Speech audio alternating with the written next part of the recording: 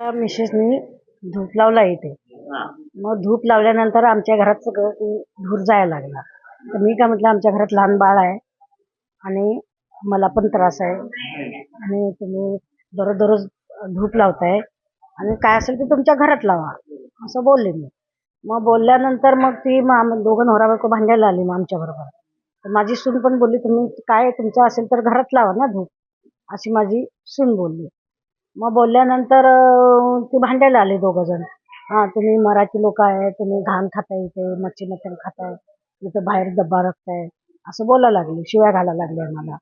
मग शिव्या घातल्यानंतर मग ती दोघं घरातून आली, मराठी लोक बोलताय म्हटलं. मग घरातून आल्यानंतर मग ती लोक काय झालं, बोलायला लागली मराठी लोकांना असं बोलल्यानंतर. मग बोलल्यानंतर मग ते असं तुम्ही त्यांचं त्यांचं झालं.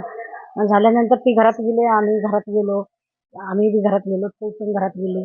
आणि थोड्या वेळाने त्यांनी 10-12 मुलं बोलवली, ती घरात बसवली त्यांना. आणि बोलवल्यानंतर त्यांनी रॉड वगैरे त्यांच्या हातात घ्यायला लावलं. मग त्यांनी घरात रॉड वगैरे दिलं आणि त्यांचा दरवाजा जाऊन ठोकवला त्यांचा. इकडे नाही आलं. मग त्यांचा दरवाजा ठोकवल्यानंतर त्यांनी काय केलं, लगेच ती बाहेर आली. कोण काय ते आम्हाला माहिती नाही त्यांनी आणून ठेवले ते. मग त्यांना पण माहिती नाही आणून ठेवले ते, बसवले ते. आणि मग त्यांनी घरात त्यांनी ती बाहेर आल्यानंतर ती लोक बाहेर पडली असे आणि त्याला मारायला लागले. यापूर्वी पण त्यांनी काय केलं होतं का? हा, ते ह्याच्यावरून झालं होतं, हे त्यांनी बनवलं आणि हे सायकलीवरून पण त्यांचं असं झालं होतं त्यांचं. सोसायटीत त्यांची वागणूक सर्वांबरोबर अशी होती. हो, सगळ्याबरोबर तशी आहे. इथं बिल्डिंग मध्ये सगळ्यांबरोबर ती अशी वागते, असं आहे. ते शुक्ला दहशत करायचे का? हा, मराठी माणसावरून काय बोलतो?